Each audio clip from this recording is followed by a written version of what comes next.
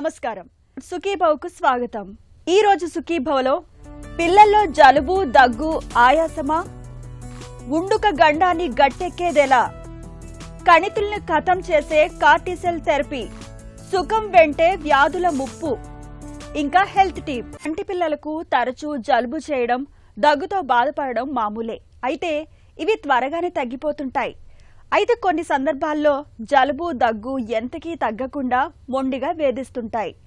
వీటికి ఆయాసం, పిల్లి కూతులు కూడా తోడవుతుంటాయి. ఊపిరి తీసుకోవడం కూడా కష్టంగా మారుతుంటుంది. పిల్లల్ని వేధించే ఈ రకమైన బాధలకు బ్రాంకియోలైటిస్ ను కారణంగా చెబుతారు డాక్టర్లు. పిల్లల్లో ఊపిరితిత్తులు ఇన్ఫెక్షన్లు సోకడం కారణంగా తలెత్తే బ్రాంకియోలైటిస్ సమస్యకు చికిత్స, పరిష్కార మార్గాల గురించి ఇప్పుడు తెలుసుకుందాం. బడిలో చదువులు, ఆటలు, పాటలు, కేరింతలు, తుళ్ళింతలు, చిన్నారుల బాల్యం ఇలా గడిచిపోతూ ఉంటుంది.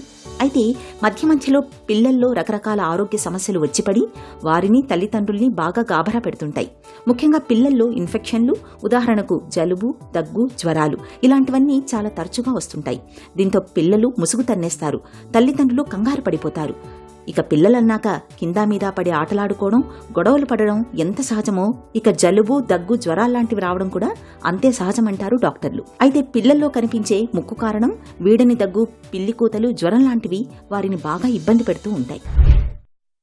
బ్రాంకియోలైటిస్ అనేది యాక్చువల్గా మనకి శ్వాసకోశ నాళం ఉంటుంది కదా, ఎయిర్వే అంటాము. సో ఎయిర్వేలు ఏంటంటే స్టార్టింగ్ ఫ్రమ్ వోకల్ కార్డ్, తర్వాత లారింగ్స్, తర్వాత ట్రెకియా, తర్వాత ఊపిరితిత్తుల్లో ఉండేది బ్రాంకియల్స్ అంటామండి. బ్రాంకియల్స్ తర్వాత మనకి చిన్న చిన్న బెలూన్స్ లాగా అయిపోయి అది ఆల్వియోలే అంటాం. So when ever we have the infection ఆ బ్రాంకియల్స్ దగ్గర మనకి పిల్లల్లో దాన్ని బ్రాంకియోలైటిస్ అని అంటాము. బేసిక్గా ఇట్ కెన్ బి మోస్ట్ కామన్గా వైరల్ ఇన్ఫెక్షన్ అవుతుంది, కొన్నిసార్లు బ్యాక్టీరియల్ ఇన్ఫెక్షన్ కూడా అయ్యే అవకాశం ఉంది. రకరకాల వైరస్లు, bacterial infection can cause this bronchiolitis. Bronchiolitis అనేది అండి మామూలుగా it's and bacterial or viral infection అండి. మోర్ కామన్గా ఏజ్ గ్రూప్ వచ్చేసి మనకి లెస్ దాన్ 6 నెలల పిల్లల నుంచి కామన్, యూజువల్గా 6 months నుంచి 1 year పిల్లల వరకు మోర్ ఎక్కువ వేరియేషన్ వరకు ఉంటుందండి.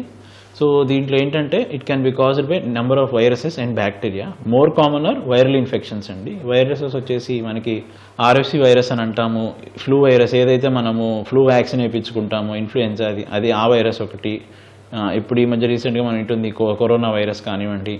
సో ఇలాగా 3-4 వైరసెస్ ఉంటాయండి కామన్గా, వాటిల్లో it can cause. So bacterial infections also can cause bronchiolitis. మామూలుగా ఈ స్ట్రెప్ న్యూమోనియా ఇవన్నీ కూడా మనకి బ్రాంకియోలైటిస్ ఒక్కోసారి కాజ్ చేసే అయితే ఉందండి అవకాశం.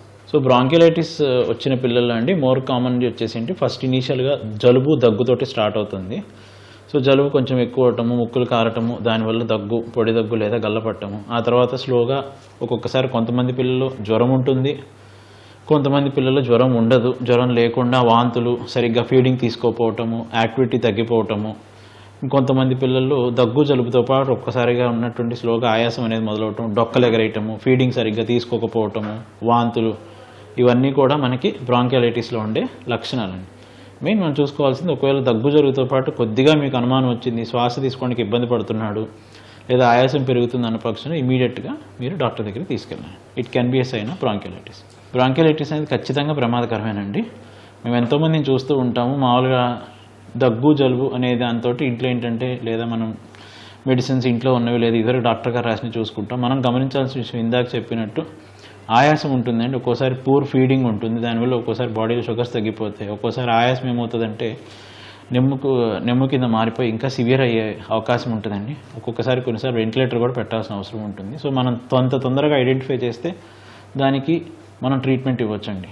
సాధారణంగా పిల్లలు వానలకు తడిసి ముద్దవుతూ, పొద్దస్తమానం ఎండల్లో పడి ఆటలాడుకుంటూ, దుమ్ము ధూళిలో తిరుగుతూ రకరకాల ఆరోగ్య సమస్యల్ని కొని తెచ్చుకోవడం చేస్తుంటారు. ఇది ఒకందుకు మంచిదేనంటారు డాక్టర్లు. నిజానికి చిన్నతనంలో పిల్లలకు ఏవైనా ఇన్ఫెక్షన్లు వస్తే వాటికి సంబంధించి వారి శరీరంలో యాంటీబాడీస్ తయారవుతాయి. ఈ యాంటీబాడీస్ పిల్లలకు తర్వాతి కాలంలో ఆ జబ్బులు రాకుండా శ్రీరామరక్షలా పనిచేస్తాయి. అలా అదే పనిగా జబ్బుల్ని కొని తెచ్చుకోమని కాదు, మరీ పిల్లల్ని అతిశుభ్రతని ఎక్కడికి కదలనివ్వకుండా వాళ్ళని ఇంట్లోనే బంధించి ఉంచితే దురదృష్టవశాత్తు ఆ పిల్లలు ఎప్పుడైనా ప్రయాణాలకు, ఆటలకు బయటికొస్తే వారిలో ఇన్ఫెక్షన్లు వచ్చే రేటు చాలా ఎక్కువని, అవి వారిలో తీవ్రంగా పరిణమిస్తాయని డాక్టర్లు చెబుతారు. సో బ్రాంకియోలైటిస్లో అండి స్పెసిఫిక్ ఇన్వెస్టిగేషన్స్ అంటూ ఏది ఉండదండి. అంటే ఇల్లు చేస్తే మనకి ఇది డయాగ్నోస్టిక్ అనేది. So it's a clinical diagnosis morely. అంటే radiological diagnosis rather than blood test. So బేబీని చూసి మనకు దగ్గుంది, జలుబుంది, బేబీ ఆయాసపడుతోంది, లేదా బేబీ ఆయాసపడుతున్నాడు, సో దాంతోపాటుగా మనకు ఫీడింగ్ సరిగ్గా లేదు. సో ఒక్కొక్కసారి ఫీవర్ ఉన్నప్పుడు ఏంటంటే మనకి సిబిపి, సిఆర్పి చేస్తామండి. ఈ క్లినికల్ సిమ్టమ్స్ ఉన్నప్పుడు మనకి ఆయాసపడుతున్నప్పుడు మనం చెస్ట్ ఎక్స్రే కూడా తీసుకుంటే లోపల మనకి ఏమన్నా ఇన్ఫిల్ట్రేట్స్ ఉన్నాయా, ఓకే, లేదు మనకి స్టెథోస్కోప్ పెట్టినప్పుడు మనకి బాగా వీజు, క్రెప్స్ అలా ఉన్నాయి, మనకి డౌట్ఫుల్గా ఉంది అనుకుంటే ఒక్కొక్కసారి మనం వైరల్ ప్యానల్ అని చెప్పి పంపిస్తామండి. ముక్కులోకి బయోఫైర్ అంటాం దాన్ని మెడికల్ లాంగ్వేజ్లో. సో ముక్కులోకి ఒక దీనిలాగా పాస్ చేసి మనం స్వాబ్ లాగా తీసుకొని దాన్ని టెస్ట్కి పంపిస్తే we can get to know what bacteria are virus is causing the specific thing. But అది దానివల్ల పెద్దగా ట్రీట్మెంట్ అయితే మారకపోవచ్చు, బట్ మనకి ఏది అనేది తెలిసే అవకాశం ఉంటుంది. సో మెయిన్ ట్రీట్మెంట్ అండి, యాజ్ వి సెడ్ ఇనీషియల్గా ఏంటంటే మన క్లినికల్గానే అంటే ఇప్పుడు డిస్ట్రెస్ ఉంది, మనం ఆస్కల్టేట్ చేసాము స్టెథోస్కోప్ తోటి, క్రెప్స్ ఉంది, ఒక్కోసారి ఏంటంటే పిల్లలు ఆక్సిజన్ తక్కువ ఉండొచ్చు, అంటే మనకు వచ్చేటప్పటికి ఆక్సిజన్ శాతం గాలిలో మనకి 100% ఉండాలండి, ఒక్కొక్కసారి 87-88 ఉండంటే కొంచెం ఆక్సిజన్ పెట్టుకోవాల్సిన అవసరం రావచ్చు. ఒక్కొక్కసారి బాగా ఆయాసపడుతున్నారు అన్న పక్షంలో సిపాప్ కానీ హెచ్ఎఫ్ఎన్సీ కానీ అంటామండి, హై ఫ్లో నెసల్ క్యాన్లా కానీ, లేదా కంటిన్యూడ్ పాజిటివ్ ఎయిర్వే ప్రెషర్ అంటాం, బబుల్ సిపాప్ అంటాము. అలాంటి డివైజెస్ ఉంటాయి. బేసిక్గా it is a model of non invasive ventilation. Invasive ventilation అంటే మీకు అందరికీ తెలిసి ఉంటుంది, మామూలుగా వెంటిలేటర్ పెడతాము, ట్యూబ్ వేస్తాము, దాన్ని ఇన్వేసివ్ అంటాము. ఇవన్నీ ఇక్కడ చేయాల్సిన అవసరం లేదు. ఇనీషియల్గా we can try these methods of non invasive ventilation, CPAP కానివ్వండి, లేదా హెచ్ఎఫ్ఎన్సీ కానివ్వండి, లేదా ఆక్సిజన్ పెట్టి, దాంతోపాటుగా కొంతమందికి నెబులైజేషన్స్ అవసరం ఉంటుంది, సాల్బుటమాల్ నెబులైజేషన్స్ లేదా 3% NS నెబులైజేషన్స్, ఒక్కొక్కసారి యాంటీబయాటిక్స్ కూడా అవసరం పడతాయి. మెయిన్ బ్రాంక్యులైటిస్ అండి ఒక్కొక్కసారి ఏంటంటే రిస్క్ ఫ్యాక్టర్స్ ఉంటాయి. రిస్క్ ఫ్యాక్టర్స్ అంటే ఏంటంటే ఒక్కొక్కసారి బేబీ ప్రీటర్మ్గా పుట్టినప్పుడు, లేదా ప్రీటర్మ్గా ఉండి వెంటిలేటర్ మీద ఉన్నప్పుడు, లేదా ఆక్సిజన్ రిక్వైర్మెంట్ ఎక్కువ రోజులు ఉంది, లేదా లంగ్ సిఎల్డి లాగా అట్లా ఉన్నప్పుడు ఏంటంటే they are more prone for getting bronchiolitis. So స్పెసిఫిక్గా రిస్క్ ఫ్యాక్టర్స్ అనేవి ఏంటంటే మనకి బేబీ ఫీడింగ్ అనేది ఒక్కొక్కసారి మదర్ ఫీడింగ్ కాకుండా పోతపాలు, లేదా ఇంట్లో ఒక్కోసారి ఏంటంటే పౌడర్ మిల్క్ కాకుండా we can try for buffalo milk అట్లా ఇస్తుంటారు. They are also can be risk factors for bronchiolitis. It depends on the immunity levels of the baby. రోగ నిరోధక శక్తి తక్కువగా ఉన్న పిల్లలు, ఇంకా కొన్ని రకాల జబ్బులున్న వాళ్లు బ్రాంకియోలైటిస్, వైరల్ వీజింగ్ విషయాల్లో చాలా జాగ్రత్త తీసుకోవాలి. మామూలు పిల్లలైతే ఇన్ఫెక్షన్లు దరిచేరకుండా తగిన శుచి, శుభ్రత, జాగ్రత్తల్ని తల్లిదండ్రులు వాళ్లకు నేర్పించాలి. ఒకవేళ ఈ ఇన్ఫెక్షన్లు వచ్చినా మరీ గాబరా పడాల్సిన పని లేదు. డాక్టర్ సలహాతో మందులు వాడితే సరిపోతుంది.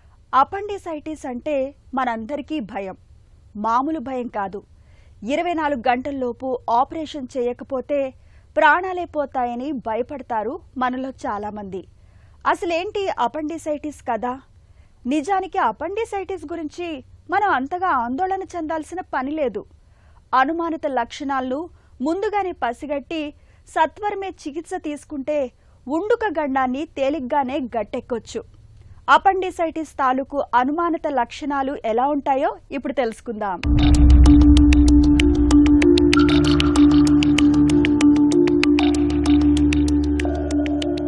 అపెండిసైటిస్ సమస్య ప్రధానంగా కడుపు నొప్పితో ఆరంభమవుతుంది. తరువాత జ్వరం, వాంతులు, ఆకలి లేకపోవటం ఈ 4 ప్రధాన లక్షణాలుగా ఉంటాయి. నొప్పి.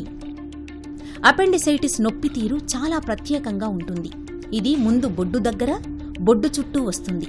క్రమంగా సమయం గడుస్తున్న కొద్దీ ఉండుకం ఉండే చోటు అయిన కుడివైపు పొత్తికడుపు భాగానికి మళ్లుతుంది. బొడ్డు దగ్గర ఆరంభమైన నొప్పి సుమారు 6 నుండి 8 గంటల తరువాత ఇలా కడుపు కింది భాగానికి చేరుకుంటుంది. దీన్ని అపెండిసైటిస్ ప్రత్యేక లక్షణంగా చెప్పుకోవాలి. జ్వరం. నొప్పి ఆరంభమైన తరువాత జ్వరం వస్తుంది. ఇది ఎప్పుడూ 100.4 డిగ్రీల సెంటీగ్రేడ్ కన్నా ఎక్కువగా ఉంటుంది. మధ్య మధ్యలో తగ్గటమన్నది ఉండదు. జ్వరం ఎప్పుడూ ఒకేలాగా ఉంటుంది. వాంతులు. కొందరిలో ఒక ట్రెండ్ వాంతులు అవుతాయి. ఈ వాంతులు పేగుల్లో అవరోధాల మూలంగా వచ్చేవి కావు, నాడుల్లో స్పందనల మూలంగా వస్తాయి. అందుకే వీటిని రిఫ్లక్స్ వామిటింగ్స్ అంటారు. ఆకలి లేకపోవటం. అపెండిసైటిస్ అనేది పేగులకు సంబంధించిన సమస్య కాబట్టి ఆకలి తగ్గిపోయి ఆహారం సహించదు. అపెండిక్స్ వాపు వచ్చినప్పుడు దగ్గితే ఆ ప్రాంతంలో విపరీతమైన నొప్పి వస్తుంది. ఈ నొప్పి ఎక్కడో ఖచ్చితంగా చూపించగలుగుతారు కూడా. ఎడమకాలు కదపమంటే తేలికగా కదుపుతుంటారు, కానీ కుడికాలును నొప్పితో కదపలేకపోతుంటారు.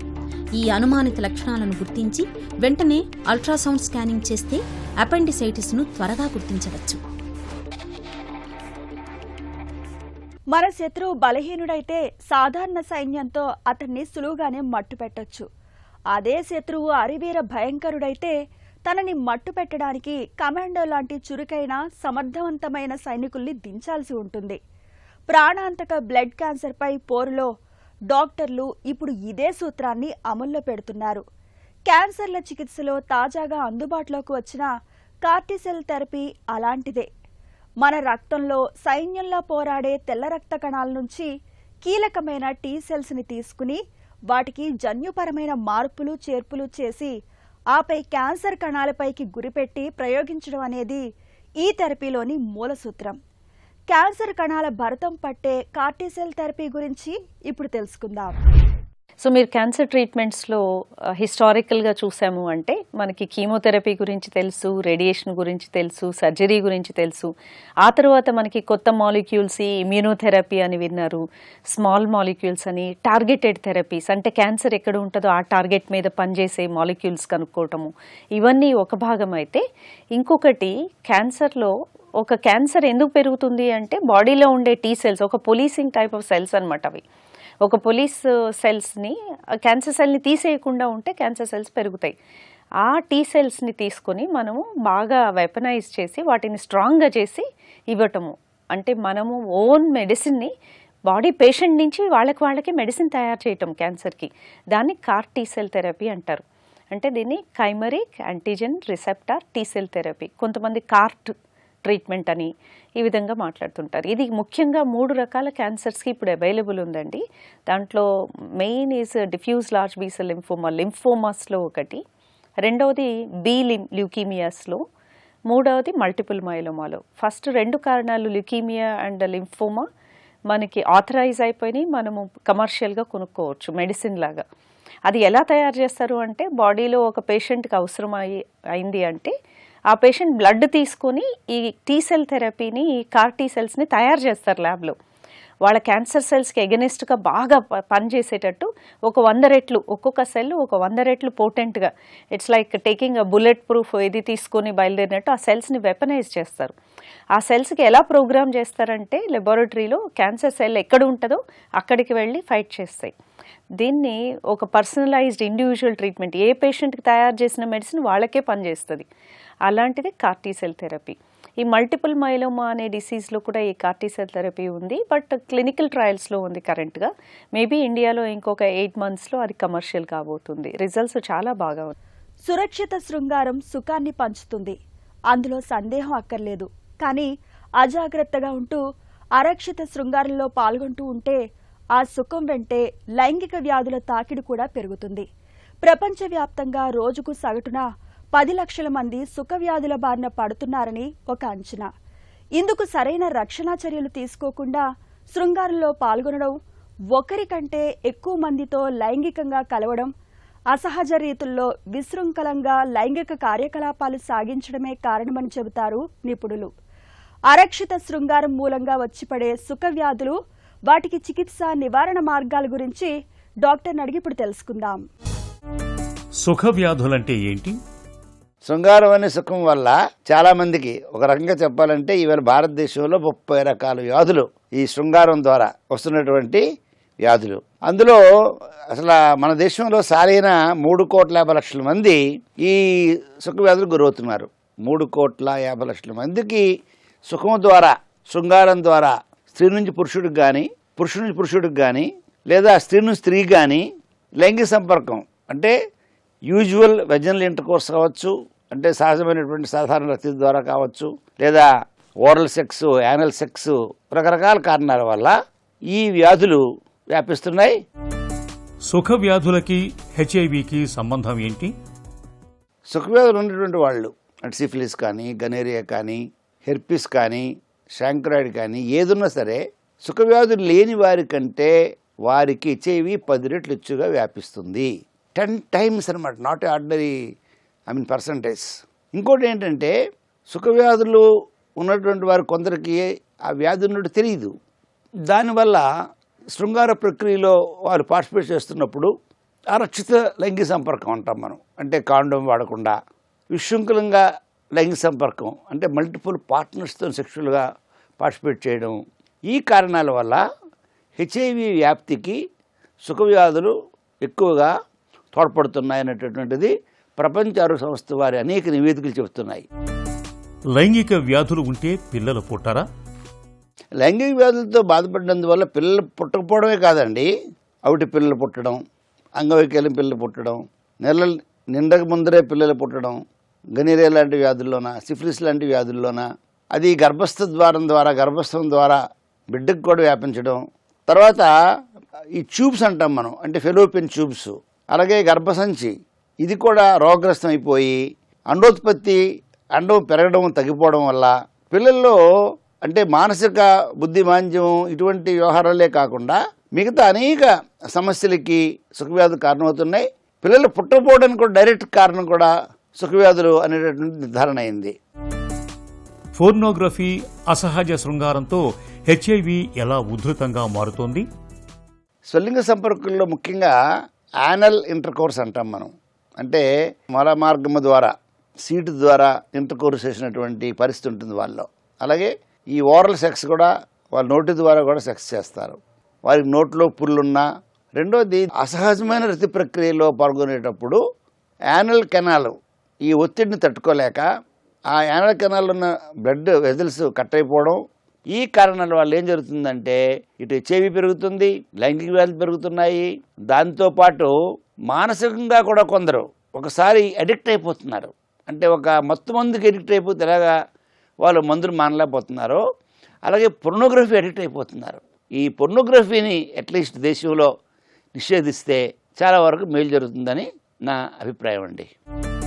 పాఠశాల స్థాయిలో సెక్స్ ఎడ్యుకేషన్ అవసరమా? సెక్స్ ఎడ్యుకేషన్ అనేటటువంటి టర్మే చాలా కాంట్రవర్షియల్ టర్మ్గా తయారైంది. సెక్స్ ఎడ్యుకేషన్ అనేటటువంటి మాట తీసేసేసి రీప్రొడక్టివ్ హెల్త్ ఎడ్యుకేషన్ అని పేరు పెడితే మొదట్లో అంటే పాఠశాల స్థాయి నుంచి కూడా వారికి పురుష పునరుత్పత్తి అవయవాలు వాటి ఆరోగ్యం, స్త్రీ జననేంద్రియాలు వాటి ఆరోగ్యం, పునరుత్పత్తి జరగాలంటే ఏం కావాలి, ఎటువంటి ఆరోగ్యం కావాలి, ఏది అనారోగ్యం, ఏ రకమైనటువంటి పనులు చేస్తే ఆరోగ్యం దెబ్బతింటుంది, ఇవన్నీ చెప్పడానికి వీలుంటుంది. కాబట్టి తద్వారా హెచ్ఐవి, సెక్షువల్లీ ట్రాన్స్మిటెడ్ ఇన్ఫెక్షన్స్ని మనం బాగా నివారించవచ్చు. యువతలో చాలామంది సెన్సిటివ్ విద్యార్థులు ఉంటారండి, వాళ్ళు తప్పకుండా దాన్ని పాటిస్తారు. డిప్రెషన్ అనేది హై రిస్క్ ప్రవర్తనకు దారితీస్తుందా? మనోవ్యాకులతో ఉన్నటువంటి వ్యక్తి ఆ డిప్రెషన్ తగ్గడానికి కొందరు ఎక్కువ భోంచేయడం లేదా భోంచేయడం మానేయడం, ఎక్కువగా పనిచేయడం లేదా పనిచేయడం మానేయడం, వారిలోనే ఒక రకమైనటువంటి ఉత్సాహం ఎక్కువ వచ్చి లైంగిక పరంగా కొన్ని అవాంఛనీయ పరిస్థితుల్లో అంటే అన్యూజువల్ సెక్షువల్ ప్రాక్టీస్ కూడా వాళ్ళు పాల్పడుతున్నారు డిప్రెషన్లో అని చెప్పి నిర్ధారణ అయింది. అదే కాకుండా మల్టిపుల్ సెక్షువల్ పార్ట్నర్స్తో వాళ్ళు ఒకే రోజు 3-4 సెక్స్ భాగస్వాములతో సెక్స్ చేసినటువంటి సందర్భాలు కూడా ఈ డిప్రెషన్ టైంలో కనిపించినట్టుగా మన నివేదికలు చెబుతున్నాయి. కాబట్టి డిప్రెషన్ అని తెలియగానే తగినటువంటి వైద్యం చేయించుకుంటే వారికి ఒకటి మానసిక ఆరోగ్యంతో పాటు శారీరక ఆరోగ్యం కూడా వారికి కలుగుతుంది. జీన్ ఎడిటింగ్ చికిత్సతో హెచ్ఐవిని పూర్తిగా నయం చేయొచ్చా? EBT-101 టెక్నిక్ ద్వారా జీన్ ఎడిటింగ్ అనేటటువంటి దాన్ని food and drug administration America వాళ్ళు అఫీషియల్గా దాన్ని ధృవపరిచారు. ఈ కొత్త చికిత్స విధానం ఆచరణలోకి వస్తే జీన్ ఎడిటింగ్ ద్వారా హెచ్ఐవి పూర్తిగా నయం చేయొచ్చు. అదే కాకుండా లెండకెపెవిర్ అనే ఒక ఇంజెక్షన్ కూడా ఫుడ్ అండ్ డ్రగ్ అడ్మినిస్ట్రేషన్ వాళ్ళు లైసెన్స్ ఇచ్చారండి. ఆ ఇంజెక్షన్ కూడా అది వెలుగులోకి వస్తే 6 మాసాల వ్యవధిలో 2 ఇంజెక్షన్లు, అంటే ఒక ఇంజెక్షన్ ఇప్పుడు ఇస్తే జూలై నెలలో మళ్ళీ 6 నెలలు పోయిన తర్వాత మరొక ఇంజెక్షన్ ఇవ్వాలి, అంతే. ఆ 2 ఇంజెక్షన్లతో పూర్తి చికిత్స లేదా వ్యాక్సిన్తో సరిసమానం అని చెప్పి గిలీడ్ సైన్సెస్ పరిశోధన వ్యాసాలు అనేకమైనటువంటి హెచ్ఐవి ఎయిడ్స్ క్యూర్ రంగంలో ఉన్న నిపుణులు నిర్ధారిస్తున్నారు. మాదక ద్రవ్యాల వాడకంతో హెచ్ఐవి పెరుగుతుందా? ఆ డ్రగ్స్ వాడకం వల్ల హెచ్ఐవి వ్యాప్తి తప్పకుండా పెరుగుతుంది. కారణం ఏంటంటే ఆ మొత్తం అనేటటువంటి ప్రపంచంలో ఒక హాలుసినేషన్స్ డెలీరియంలో వెళ్ళిపోయి వాళ్ళకి ఏమీ తెలియదు. ఇంకా ఆ స్టేజ్లో చాలా హై రిస్క్ బిహేవియర్కి గురవుతారు వాళ్ళు. దాని మూలంగా ఈవేళ ఉదాహరణకు మణిపూర్లో 70% యూత్ హెచ్ఐవి పాజిటివ్. 70% యూత్ అంటే మీరు ఇమాజిన్ చేయండి. ఆ సిరంజిలు సూదుల్ని ఆడపిల్లలు అబ్బాయిలు కలిసి ఒకే దగ్గర ఆ నీడిల్స్ షేర్ చేసుకోవడం, సెక్షువల్గా పార్టిసిపేట్ చేయడము, లైంగిక వ్యాధులు పెరుగుతున్నాయి, అలాగే చెవి పెరుగుతుంది. ఈ డ్రగ్స్ వాడకం వల్ల కుటుంబాలు కూలిపోతున్నాయండి. కాబట్టి డ్రగ్స్ నివారణ గురించి, డ్రగ్స్ వల్ల ప్రమాదాల గురించి మనం చెప్పగలిగితే వారిలో మార్పు వచ్చినప్పుడు బిహేవియర్ మోడిఫికేషన్ అంటాను నేను. అంటే ప్రవర్తన సరళిలో మార్పు రావాలి. మార్పు రాగానే వారి ఆరోగ్యం చక్కబడుతుంది. తద్వారా ఆరోగ్యపరమైన సమాజాన్ని మనం సృష్టించుకుంటాము. ఒత్తిడి మూలంగా లైంగిక వ్యాధుల తాకిడి పెరుగుతుందా? Stress is the root cause of several diseases. అనేక అనారోగ్యాలకి మూల కారణం ఏదంటే ఒత్తిడి. ఎప్పుడైతే ఒత్తిడి పెరిగిపోయిందో అతను ఏమనుకుంటాడు, ఈ ఒత్తిడి నుంచి బయటపడడానికి ఏదో చేయాలనే ఒక కోరికలకి, ఒత్తిడి ఎక్కువ ఉన్నప్పుడు వ్యక్తి యొక్క బిహేవియర్లో మార్పులు వస్తాయి. అది ఆ బిహేవియర్ మార్పుల వల్ల వారు అనేక మందితో లైంగిక సంపర్కాలు పెట్టుకోవడాలు, తర్వాత డ్రగ్స్ తీసుకోవడాలు జరుగుతాయి. కాబట్టి ఒత్తిడి ఉన్నట్టు ఏ వ్యక్తి అయినా సరే ఒత్తిడి తగ్గించడం కోసం ప్రాణాయామం చేయడం, యోగా, మెడిటేషన్, ఒత్తిడి తగ్గడానికి ఉన్నటువంటి అనేక ప్రముఖ మార్గాల్లో యోగా కూడా ఒక మార్గం అండి. సుఖ వ్యాధుల నివారణకు సురక్షితమైన శృంగారం ఒక్కటే మార్గం. ఒకే భాగస్వామికి కట్టుబడి దాంపత్య జీవితం సాగించడం అన్ని విధాలా శ్రేయస్కరం. జననావయవాలపై ఏవైనా పుండ్లు, ఇతర వ్యాధి లక్షణాలు కనిపిస్తున్నప్పుడు ఆలస్యం చేయకుండా డాక్టర్ని సంప్రదించి వెంటనే తగిన వైద్యం పొందాలి. ఇక ఈ రోజు కార్యక్రమాన్ని ముగించే ముందు ఒక చిన్న చిట్కా మీకోసం. హై బీపీ, గుండె జబ్బుల్ని నివారించుకునేందుకు ప్రతినిత్యం బాగా మెత్తగా ఉడికించిన 2 వెల్లుల్లి రెబ్బల్ని తినడాన్ని అలవాటు చేసుకోండి. హై బీపీ, గుండె జబ్బుల ముప్పు చాలా వరకు తగ్గుతుంది.